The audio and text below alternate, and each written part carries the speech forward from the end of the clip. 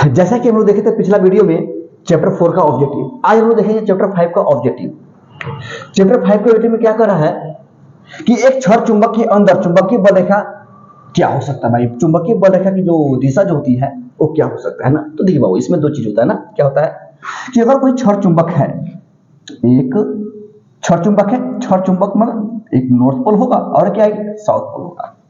तो इसमें चुंबकीय क्षेत्र दिशा जो होती है बाहर में वो होता है नॉर्थ पोल से साउथ पोल, मतलब एन ध्रुव से एस ध्रुव की ओर होता है ना। लेकिन अगर छड़ चुंबक के अंदर कहा जाए तो अंदर जो होता है वो एस ध्रुव से एन ध्रुव की ओर होता है ना। तो देखिए बाबू, अगर क्वेश्चन में कह दे कि चुंबकीय क्षेत्र रेखा की दिशा बाहर में किधर से किधर होता है, तो जहां बाहर कह दिया इसका मतलब है कि आपका नॉर्थ पोल से किधर होगा, साउथ पोल की होगा ना, मतलब एन ध्रुव से एस ध्रुव की ओर होगा। लेकिन अगर अंदर की जहां बात कहा तो अंदर जो होता है वो किधर किधर होता है, एस ध्रुव से एन ध्रुव की ओर होता है ना। तो क्वेश्चन अंदर की कर रहा है कि बाहर के लिए, तो एक छड़ चुंबक के अंदर की बात कर रहा है, इसका मतलब चुंबकीय क्षेत्र रेखा की दिशा जो होगा वो एस ध्रुव से एन ध्रुव की ओर होगा। तो देखिए ऑप्शन कौन हुआ बाबू, तो ऑप्शन जो हुआ आपका चुंबक के एस ध्रुव से एन ध्रुव तक की होता है, ये हो गया आपका ऑप्शन डी सही है। लेकिन अगर बाहर में कहता तो कौन होता, एन ध्रुव से एस ध्रुव तक होता है ना। चलिए बाबू,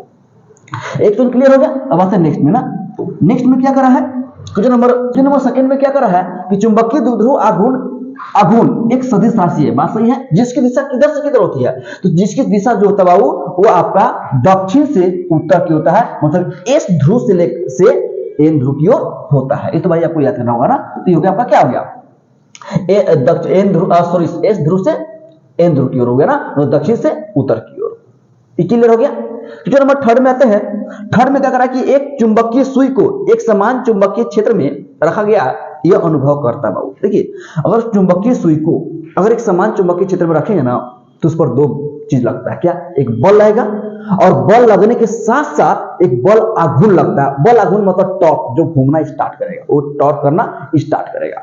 इसका मतलब टॉर्क कब, जब उस पर बल लगेगा तब। तो इसलिए बाबू अगर चुंबकीय द्विध्रुव को या अगर चुंबकीय सुई को अगर एक समान चुंबकीय क्षेत्र में रखते हैं तो उस पर दो चीज लगता है, क्या, एक बल और एक टॉर्क, जिसको बोलते हैं हिंदी में बल आघूर्ण बोलते हैं ना। तो देखिए वो कहीं पे है बल और बल आघूर्ण, तो आपका देखिए बल और बल आघूर्ण, एक बल आघूर्ण लेकिन बल नहीं, एक बल और एक बल आघूर्ण, आपका ऑप्शन कौन होगा, सी सही हो गया ना। तो हुआ आपका ऑप्शन सी सही है ना, कि बल भी लगेगा और बल आघूर्ण भी लगेगा ना। चलिए जो नंबर थर्ड भी सही हो गया, मतलब क्लियर हो गया आप लोग का। चलिए क्वेश्चन नंबर फोर्थ क्या कर रहा है कि ध्रुव पर नति अथवा नमन कोण का मान कितना होता है, ध्यान से। इसमें दो चीज होता है, हो सकता है पे ध्रुव दिया है, हो सकता है भूमध्य रेखा भी दे सकता है ना। तो देखिए बाबू अगर ध्रुव पर दे दिया तो ध्रुव पर जो होता है आपका 90 डिग्री होता है बाबू। फिर से बाबू, अगर ध्रुव की बात कहा तो नति या नमन कोण का जो मान होता है वो 90 डिग्री होता है। लेकिन अगर कहीं अगर भूमध्य रेखा पर बोल दिया तो भूमध्य रेखा पर जो होता है वो 0 डिग्री होता है। कितना होता है, 0 डिग्री, ये ध्यान रखिएगा ना। फिर से बाबू अगर आपका ध्रुव पर बोल दिया तो ध्रुव पर जो होता है नति का मान होता है 90 डिग्री और भूमध्य रेखा पर क्या होता है 0 डिग्री होता है। तो यहाँ पे क्या बोला है, ध्रुव बोला है, तो ध्रुव के लिए कितना 90 डिग्री, इसका मतलब आपका बी का हो गया ऑप्शन सही हो गया। लेकिन अगर भूमध्य बोलता है तो भूमध्य क्या होता है, फिर आपका 0 डिग्री होता है ना। चलिए तो ये भी क्लियर हो गया। अगर भूमध्य अगर एग्जाम में आ गया तो 0 डिग्री मारना है, अगर ध्रुव आ गया तो क्या पर मारेंगे हम लोग, 90 डिग्री पर मारेंगे ऑप्शन ना। चलिए क्वेश्चन नंबर 4 भी क्लियर हो गया। क्वेश्चन नंबर 5 क्या कर रहा है कि अस्थायी चुंबक बनाने के लिए निम्नलिखित में से कौन सा पदार्थ सर्वाधिक उपयुक्त है। बहुत देखिए चुंबक बनाते हैं हम लोग, है ना, चुंबकीय पदार्थ से जो है चुंबक हम लोग बनाते हैं, लेकिन उसमें से जो अस्थायी चुंबक बनाने के लिए है, इसमें 4 वो ऑप्शन दिया है, इसमें से सबसे अधिक उपयुक्त कौन है। देखिए बाबू चुंबक जो अस्थायी चुंबक है हम लोग सॉफ्ट आयरन से भी बनाते हैं, निकल से भी बनता है, कॉपर से, लेकिन सबसे जो आपका बेस्ट जो है वो कौन है, स्टील होता है। क्या होता है बाबू, स्टील सबसे बेस्ट जो है ना, आपका सर्वाधिक उपयुक्त वाला होता है ना, जो कि आपका इससे स्टील से आप अस्थायी चुंबक बना सकते हैं। तो ऑप्शन कौन हुआ आपका, डी हुआ ना। ऐसे सबसे बनता है लेकिन उतना सर्वाधिक उपयुक्त वाला नहीं होता है, सबसे जो बेस्ट कह सकते हैं वो कौन होता है, स्टील होता है ना। नेक्स्ट बात है क्वेश्चन नंबर 6 में कि निम्नलिखित में से किसके लिए चुंबकीय सुग्राहिता मैग्नेटिक ससेप्टिबिलिटी ऋणात्मक होता है। तो बाबू देखिए मैग्नेटिक ससेप्टिबिलिटी मींस जिसको हिंदी बोलते हैं चुंबकीय सुग्राहिता जो होता है वह प्रति चुंबकीय पदार्थ, और फिर लौह चुंबकीय पदार्थ भी होता है, एक होता है प्रति चुंबकीय पदार्थ, एक होता है अनुचुंबकीय पदार्थ। लेकिन जो आपका चुंबकीय सुग्राहिता जो होता है वो प्रति चुंबकीय पदार्थ का जो होता है मान वो निगेटिव में होता है। क्या होता है? निगेटिव में होता है। क्लियर? किसके में होता है? निगेटिव में होता है। इसका मतलब ससेप्टिबिलिटी की बात कर दिया जाए, चुंबकीय सुग्राहिता की बात कर दिया जाए तो आपका प्रति चुंबकीय पदार्थ जो है निगेटिव होता है। क्लियर? चलिए नेक्स्ट में आते हैं बाबू, ये भी क्लियर हो गया।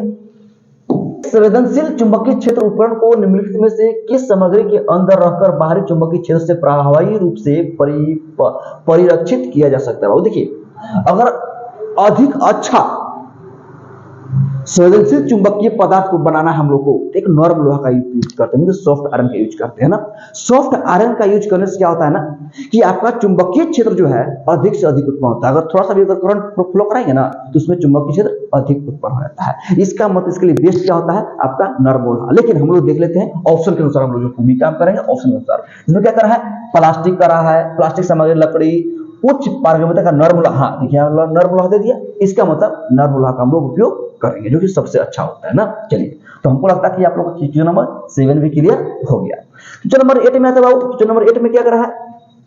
यदि एक छड़ चुंबक के केंद्र में छेद किया जाए तो चुंबकीय आघूर्ण का क्या होगा? बाबू देखिए, चुंबकीय पदार्थ को अगर कोई भी छड़ चुंबक को बाबू कितना तोड़ दीजिएगा, कितना डिवाइड कीजिएगा, सोचेंगे हम लोग नॉर्थ पोल और ईस्ट पोल मतलब साउथ पोल को अलग अलग कर दे तो पॉसिबल नहीं है। कभी भी नॉर्थ पोल और साउथ पोल को अलग अलग नहीं कर सकते। आप उसको कितना छेद कर दिया तो कितना तोड़ दिया जाए, आपको कभी अलग होने वाला नहीं है। इसलिए भाई क्या होगा कि आपका जो अगर कितना केंद्र पर छेद जहां पर भी छेद, उससे माने मतलब नहीं है चुंबकीय आघूर्ण पर कोई इफेक्ट पड़ने वाला नहीं है। इसका मतलब क्या है? कोई परिवर्तन नहीं होगा। इसका मतलब ऑप्शन सी आपका सही हो गया। क्लियर? चलिए क्वेश्चन नंबर 9 में आते हैं। सुइयां N1, N2 और N3 प्रकाश क्रमशः लौह चुंबकीय पदार्थ, अनुचुंबकीय पदार्थ और प्रतिचुंबकीय पदार्थ से बनी है। जब एक चुंबक को उनके करीब लाया जाता है तो क्या हो सकता है? तो इसमें थोड़ा सा कुछ आप लोग बताते हैं ना बाबू। यहाँ पे N1 को माना है लौह चुंबकीय पदार्थ, लौह चुंबकीय पदार्थ बाबू। N2 क्या माना है? N2 जो माना है वो अनुचुंबकीय पदार्थ, अनुचुंबकीय पदार्थ। और आपका N3 जो है उसको माना है प्रतिचुंबकीय पदार्थ, प्रतिचुंबकीय पदार्थ। देखिए बाबू, अगर इसको चुंबकीय क्षेत्र में लानेंगे ये तीनों को तो डिफरेंट क्या चीज मिलता है ना। ये जो है अट्रैक्ट होगा। क्या होगा बाबू? अट्रैक्ट, स्ट्रांगली अट्रैक्ट होगा, बहुत ज्यादा स्पीड में अट्रैक्ट हो जाएगा। कौन? जब लौह चुंबकीय पदार्थ रहेगा किसी से तो चुंबकीय क्षेत्र के साथ। लेकिन अनुचुंबकीय पदार्थ क्या होगा? ये भी अट्रैक्ट ही होता है लेकिन इसके रिस्पेक्ट में कम अट्रैक्ट होगा। क्या होगा? कम अट्रैक्ट होता है। ये जो होता है ये अट्रैक्ट होगा स्ट्रांगली। क्या बोलेंगे? स्ट्रांगली अट्रैक्ट होता है। ये स्ट्रांगली अट्रैक्ट नहीं होता है, ये नहीं कि अट्रैक्ट नहीं होता, अट्रैक्ट होता है लेकिन स्ट्रांगली नहीं, धीरे सा। और ये जो तो कहना ही तो रिपेल होता है। जो क्या होता है? रिपेल होता है। इसमें रिपल्सन हो सकता है। ये रिपल भागेगा दूर। क्या होगा जी? दूर भागेगा।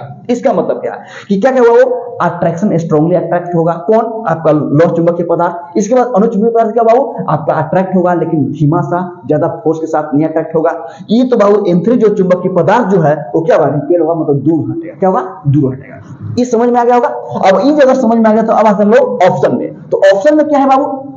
ऑप्शन में N1 को दृढ़ता से आकर्षित करेगा परंतु N2 और N3 को कमजोर रूप से पीछे हटा देगा। ना ये भी नहीं होगा।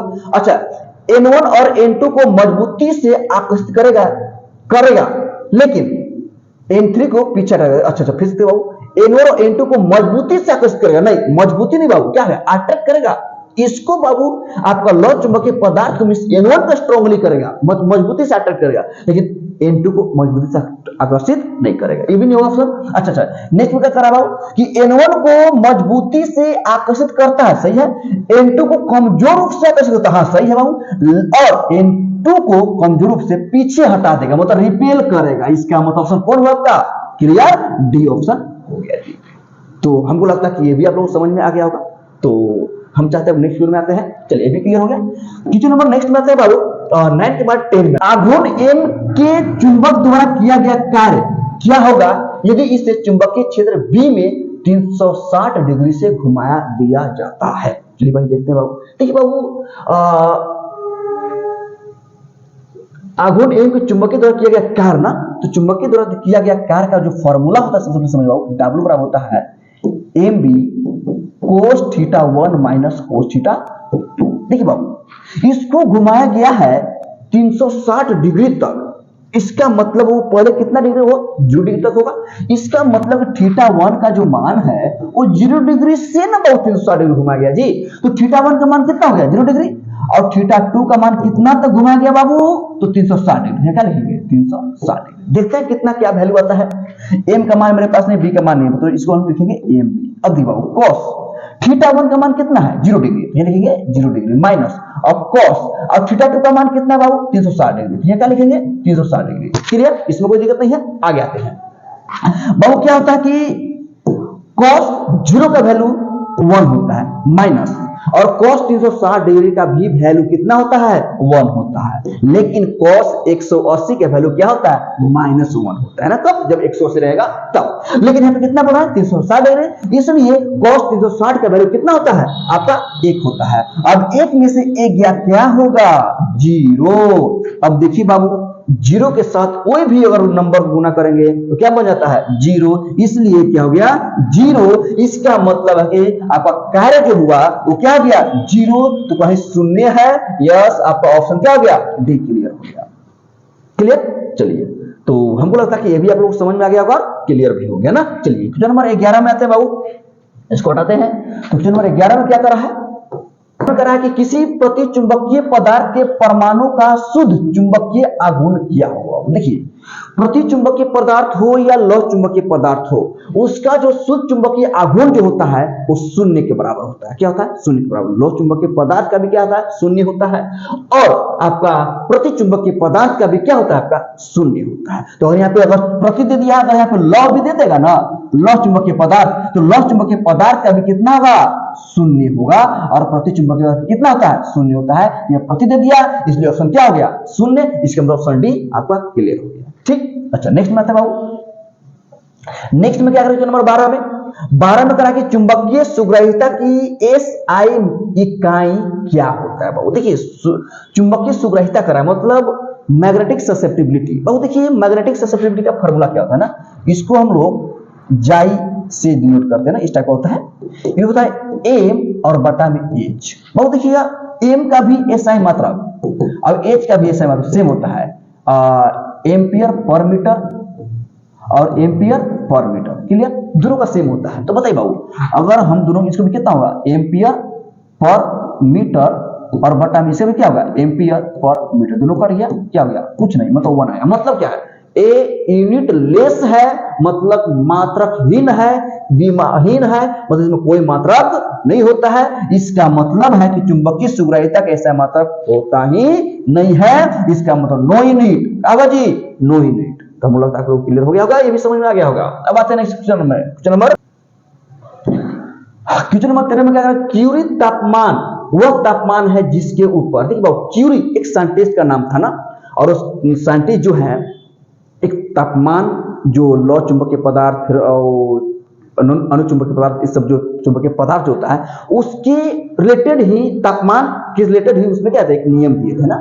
और उसने बताया था कि यदि हम लौह चुंबकीय पदार्थ को ऐसा तापमान दिया जाए जिसके कारण, जिसे उसको हम ताप हीट करेंगे बाबू, तो वो किसमें बदलता है अनुचुंबकीय पदार्थ में बदल जाता है। लेकिन ऐसा नहीं है कि जितना मन किया उतना दे देंगे और अब तब नहीं। वहां पे है क्यूरी साहब ने हमारे बताया थे कि अगर हम एक लौह चुंबकीय पदार्थ को अगर गर्म करते हैं तो एक लिमिट पर गर्म करने के बाद वो क्या बन जाता है आपका अनुचुंबकीय पदार्थ बन जाता है। ठीक है, कब जब क्यूरी तापमान देंगे तब, है ना। तो इसमें क्या है बाबू कि लौह चुंबकीय पदार्थ जो होता है जब इसको गर्म करेंगे तापमान देंगे तो क्या बन जाता है अनुचुंबकीय पदार्थ बन जाता है। ये आपका क्लियर हो गया। ठीक है ना, ये याद रखना होगा ना कि भाई अगर क्यूरी तापमान पर, तो आ भी सकता है कि क्यूरी तापमान पर यदि हम लौह चुंबकीय पदार्थ को गर्म करते हैं तो क्या परिवर्तित हो सकता है, तो यह जो है आपका अनुचुंबकीय पदार्थ में परिवर्तित हो जाता है। क्लियर, चलिए बाबू नेक्स्ट में आते हैं बाबू क्वेश्चन नंबर 13 के बाद 14 में आते हैं ना। चुंबकीय भूमध्य रेखा पर नति अथवा नमन कोण का मान कितना होता है? अरे यहाँ पे आ ही गया, जो कि हम पिछला ही कुछ पहले दिया गया था, वहां पे था क्या, ध्रुव पर था।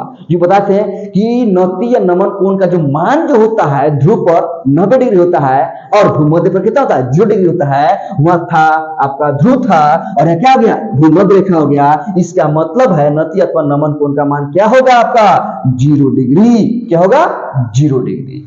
तो ये तो पहले बता दिए थे। तो चलिए भाई ये भी क्लियर हो गया आपका। अब आते हैं क्वेश्चन नंबर 14 के बाद 15 में कहा है कि किसी स्थान पर नमन कोण क्या होता है जहां पृथ्वी के चुंबकीय क्षेत्र का क्षैतिज घटक ऊर्ध्वाधर घटक के बराबर हो। देखिए बाबू अगर पृथ्वी के क्षैतिज घटक और ऊर्ध्वाधर घटक अगर बराबर हो तो वहां पे जो होता है, अगर उसका फिगर ड्रॉ किया जाए तो फिगर ऐसे हो सकता है बाबू, हो जाएगा जी इस प्रकार फिगर होता है, इस पर फिगर होता है ना। अब देखो बाबू ये होता है क्षैतिज घटक, ये होता है एगो क्या होता है ऊर्ध्वाधर घटक होता है ना। क्या होता है क्षैतिज घटक और ऊर्ध्वाधर घटक। और अगर क्षैतिज घटक BH और क्या हो गया B हॉरिजॉन्टल और वर्टिकल B भी है ना, अगर ये दोनों बराबर है बाबू, तब क्या होता है कि यहाँ पे जो एंगल जो होता है जो आपको कह रहा है कि आपका कि जहां पृथ्वी के चुंबकीय घटक ऊर्ध्वाधर घटक के बराबर होता है, तो जो स्थान जो नमन कोण का जो मान होता है, नमन कोण का जो मान होता है कितना होता है 45 डिग्री। ये भी हो जाएगा। और जो 45 डिग्री हुआ तो कितना होगा वो ये भी 45। लेकिन हमको इससे माने मतलब नहीं है, वो किससे माने मतलब है इससे। ये कितना था वो 45 डिग्री। कब? जब BH और B भी दोनों बराबर हो तब। तो कितना होगा 45 डिग्री होगा ना। तो कौन बाबू, तो आपका ऑप्शन सी हो गया, मतलब ऑप्शन 45 डिग्री क्लियर हो गया। ठीक है ना, ये होता है ना बाबू। चलिए नेक्स्ट में आता है बाबू। नेक्स्ट में क्या करा कि 16 के बाद नहीं 15 के बाद 16 में करा कि निम्न में से कौन अनुचुंबकीय पदार्थ है।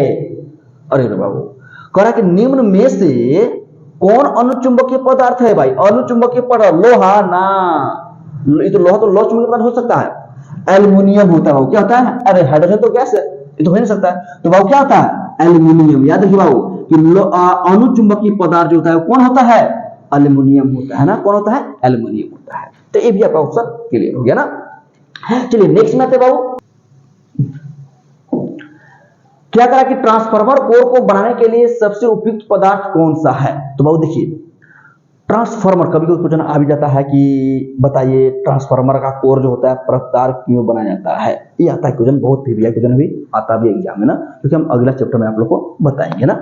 और हाँ यहाँ पे जो कोर जो होता है ट्रांसफार्मर जो यूज किया था हम लोग कोर, उसका जो लोहा जो होता है वो लोहा का जो हम लोग यूज करते हैं वो नर्म लोहा होता है। कौन लोहा होता है नर्म लोहा होता है। और नर्म लोहा से ही हम लोग क्या बनाते हैं उसमें क्वाइल बनाते हैं ना। तो यहाँ पे क्या है कि ट्रांसफार्मर कोर को बनाने के लिए सबसे उपयुक्त पदार्थ कौन सा होता है, तो नर्म लोहा। कौन होता है नर्म लोहा। तो यहाँ पे क्या है स्टील नहीं, निकल नहीं, कॉपर नहीं, नर्म लोहा। कौन होगा बाबू नर्म लोहा। कौन होगा नर्म लोहा है ना। और यहाँ से उठ क्या जाएगा कि भाई ट्रांसफार्मर कोर बनाने के लिए ट्रांसफार्मर का कोर परतदार क्यों बनाया जाता है, तो इसके बारे में हम बताएंगे, मतलब नेक्स्ट चैप्टर में बता देंगे इसके बारे में ना। चलिए तो ऑप्शन क्लियर हो गया ठीक ना। चलिए बाबू जो नंबर आते हैं नेक्स्ट में बाबू। जो नंबर नेक्स्ट में क्या कर रहा है 18 में करा कि कमरे के तापमान पर निकल लौह चुंबकीय गुण दर्शाता है। ये सही है कि अगर कमरे के तापमान पर निकल जो होता है लौह चुंबकीय पदार्थ का गुण दर्शाता है। यदि ताप को किरणित ताप से अधिक बढ़ा दिया जाए तब यह दिखाएगा। तो अगर किरणित ताप से अगर अधिक दिखा देंगे ना तो वो बन जाता है अनुचुंबकत्व। क्या बन जाता है अनुचुंबकत्व। क्या बन जाता है अनुचुंबक। कब? जब किरणित तापमान से अधिक कर देंगे तब। क्लियर। चलिए बाबू तो ये क्या बन जाएगा अनुचुंबकीय पदार्थ बन जाएगा ना। चलिए बाबू नेक्स्ट में 18 के बाद 19 में आते हैं। तो 18 के बाद में क्या करें बाबू कहने गया जी हाँ 19 में कहा कि एक पदार्थ के छोटे टुकड़ों को जो चुंबकीय नहीं है शक्तिशाली चुंबक के पास लाया जाता है। यदि पदार्थ का टुकड़ा चुंबक से प्रतिकर्षित होता है तो वह पदार्थ क्या है। अरे बाप रे बाप, अभी तो इतना बताया बाबू कि लौह चुंबकीय पदार्थ अट्रैक्ट होता है, अनुचुंबकीय पदार्थ भी अट्रैक्ट होता है। लेकिन एक चीज बताए थे और वो था प्रतिचुंबकीय पदार्थ जो कि क्या होता है रिपेल होता है, दूर भागता है। तो एक पदार्थ के छोटे टुकड़ों को शक्तिशाली चुंबक के पास लगाया जाता है यदि पदार्थ का टुकड़ा चुंबक से प्रतिकर्षित होता है तो कौन हो सकता है? ऑटोमेटिक आप लोग को मालूम हो गया होगा, वो कौन होता है? प्रतिचुंबकीय पदार्थ हो जाएगा। जो अनुचुंबकीय पदार्थ अट्रैक्ट होता है, लव चुंबकीय पदार्थ भी अट्रैक्ट होता है, ये स्ट्रांगली अट्रैक्ट होता है, ये अट्रैक्ट होता है लेकिन कमजोर रूप से अट्रैक्ट होता है, और ये तो अट्रैक्ट नहीं होता, वो रिपेल होता है। ये पहले ही बता दिया आप लोग को ना, तो आपका क्लियर कौन हो गया? बी ऑप्शन क्लियर हो गया। इसके बाद आते हैं क्वेश्चन नंबर 19 के बाद 20 में आते हैं बाबू ना, कह कि चुंबकीय द्विध्रुव की स्थितिज ऊर्जा होती है। चलिए भाई, चुंबकीय डायरेक्ट फार्मूला ही पूछ दिया। क्या पूछ दिया बाबू? फार्मूला पूछ दिया ना कि भाई क्या होता है। तो ध्यान से बाबू, यहाँ पे U बराबर जो होता है एम बी कॉस थीटा होता है फार्मूला ना। लेकिन यहाँ पे ध्यान से बाबू, इसके पहले हम लोग माइनस का यूज करते हैं। तो जो स्थितिज ऊर्जा का जो चुंबक जो फार्मूला जो होता है वो क्या होता है? Minus M B cos theta. लेकिन यहाँ पे कोई भी cos थीटा के फॉर्म में नहीं है, तो क्या ये गलत है? तो गलत नहीं है। ध्यान से बाबू, क्या होता है कि ए अगर वेक्टर ए है और क्रॉस वेक्टर बी है तो इसमें लिखते हैं ए बी साइन थीटा। लेकिन अगर क्रॉस के जगह पर अगर हम डॉट दे दें, इसका मतलब होता है, इसको क्या बोलते हैं? A B cos theta. इसका मतलब बाबू, अगर क्रॉस को हटाएंगे तो क्या बढ़ता है? साइन बढ़ता है, और डॉट को हटाएंगे तो क्या बढ़ता है? कॉस बढ़ता है। लेकिन अगर कॉस को हटा देंगे तो क्या बढ़ जाएगा? डॉट बढ़ जाएगा जी। इसका मतलब यहां से कॉस को हटाएंगे तो क्या बैठेगा? यहाँ पे डॉट बढ़ जाएगा, मतलब हो जाएगा माइनस एम और डॉट बी यू बराबर। देखिए ये डॉट फॉर्म में दिया है ना, यहाँ क्रॉस फॉर्म में दिया है, लेकिन यहाँ पे कॉस थीटा होता है और कॉस को हटाने के बाद क्या बढ़ता है? डॉट बढ़ता है। इसलिए कौन ऑप्शन होगा आपका? देखिए ये नहीं होगा, फिर माइनस नहीं लगाओ, इसका ऑप्शन सी हो गया आपका। तो ये भी समझ में आ गया होगा। चलिए नेक्स्ट में आते हैं ना, 20 के बाद आते हैं बाबू 21 में आते हैं बाबू। किस में आते हैं? 21 में। अब 21 में देखिए क्या कर रहा है ना, हाँ जी, चलिए 21 में क्या कर रहा है कि चुंबकीय क्षेत्र द्विध्रुव आघूर्ण तथा बल आघूर्ण का संबंध क्या होता है। चलिए, मतलब टॉर्क बराबर फार्मूला, मतलब समझिए टॉर्क बराबर फार्मूला। तो टॉर्क बराबर जो फार्मूला होता है वो होता है एम बी साइन थीटा, ये होता है फार्मूला। ओके, अब देखिए बाबू, यहाँ पे साइन फॉर्म में नहीं है, तो जरूरत पता है बाबू कि अगर साइन को हटाएंगे तो क्या बढ़ता है? क्रॉस बढ़ता है। क्या बढ़ता है? क्रॉस। तो आता है टॉर्क बराबर, हम साइन को हटाते हैं तो साइन को हटाते क्या बढ़ा? एम क्रॉस बी बैठ जाएगा जी। कब? साइन को हटाएंगे तब, है ना। और वहां पे क्या किए थे? कॉस को हटाए थे, क्या बढ़ाते? डॉट बढ़ाते हैं। तो डॉट किसके लिए? कॉस के लिए, और साइन किसके लिए? तो क्रॉस के लिए। इन दोनों कभी एक दूसरे अलग नहीं होंगे, है ना। आते बाबू, इसका मतलब कौन ऑप्शन होगा? देखिए तो एम क्रॉस बी कहां पे है? एम क्रॉस बी आपका ऑप्शन बी है बाबू। इसका मतलब क्लियर हो गया। तो हम चाहते हैं कि ये भी आप लोग को क्या हुआ? क्लियर हो गया होगा। अब आते हैं लास्ट क्वेश्चन में, क्वेश्चन नंबर 22 में आते बाबू ना। तो 22 में क्या करा है कि चुंबकीय द्विध्रुव आघूर्ण की विमाएं क्या होगी? विमाएं क्या होगी? आइए बता, विमा में आ जाते हैं हम लोग डायमेंशन में। तो बाबू देखिए, चुंबकीय द्विध्रुव आघूर्ण एम बराबर फार्मूला होता है आई इंटू ए। आई मतलब क्या होता है बाबू? करंट। क्या होता है? करंट धारा। और ए मतलब क्या होता है? एरिया, मतलब क्षेत्रफल होता है ना। तो देखिए बाबू, अब देखिए बाबू, करंट मतलब धारा, विद्युत धारा का क्या होता है? विमीय सूत्र। तो ए होता है वो, क्या होता है? ए। और ए होगा एरिया, एरिया का होता है एल स्क्वायर, मतलब विमीय सूत्र क्या हो गया? A L square. तो कहीं पे ए एल स्क्वायर के फॉर्म में है तो कहीं तो नहीं लग रहा है जी। इसका मतलब ध्यान से बाबू, हम लोग जो है डायमेंशन फॉर्म लिखते हैं वो एम एल टी के फॉर्म में लिखते हैं। तो पे एम और एल होना जरूरी है, टी भी होना जरूरी है, और भी हो सकता है, क्या नहीं हो सकता है। तो इसका मतलब है यहाँ एम है तो नहीं, तो यहाँ पे एम के पावर 0 लिख देंगे, है ना। क्योंकि इसका मतलब एक हुआ, तो एक मतलब समय एक मल्टीप्लाई होता है। एम एल तो है तो एल स्क्वायर, और टी है बाबू नहीं है तो टी लिखेंगे, इसके पावर क्या लिख देंगे? 0 लिख देंगे, ठीक है ना। इसके बाद ए लिख देंगे। इस फॉर्म में डायमेंशन हमारा लिखा जाता है एम एल टी के फॉर्म में ना। तो अगर एम एल नहीं है तो उसमें जो रखेंगे लिखेंगे तो उसका पावर क्या दे देंगे? 0 दे देंगे। उसका मतलब क्या होता है? 1 होता है। अब देखिए कहीं ऑप्शन है तो हमको तो लग रहा है कि कहीं ना कहीं जरूर होगा वो। तो हाँ, आपका ऑप्शन बी है। देखिए एम के पावर 0, एल के पावर 2, टी के पावर 0 और ए। क्लियर? इसका मतलब का ऑप्शन बी क्या हो गया भाई? इसका क्लियर बी हो गया। तो यहीं पे होता है खत्म आपका, क्योंकि इसमें इस चैप्टर में जो है ऑब्जेक्टिव जो है वो 22 दिया है। नेक्स्ट वीडियो में हम लोग चैप्टर 6 का ऑब्जेक्टिव देखेंगे। नमस्कार।